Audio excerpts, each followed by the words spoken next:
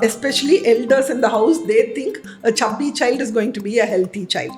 Childhood growth நார்மலா இருக்குது, height நார்மலா இருக்கு, வெயிட் நார்மலா இருக்கு, டெவலப்மெண்ட் நார்மலா இருக்குன்னு நீங்க சொன்னா கூட the elders are not convinced.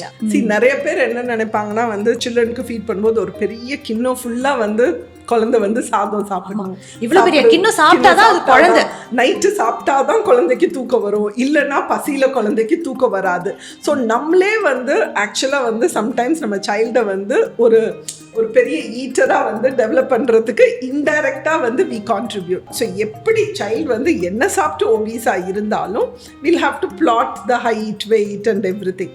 So அது வந்து அப்நார்மல் ரேஞ்சில் இருந்ததுன்னா ஹெல்த்தியாக சாப்பிட்டாலும் அந்த சைல்டை வந்து நம்ம வில் ஹாவ் டு அட்வைஸ்.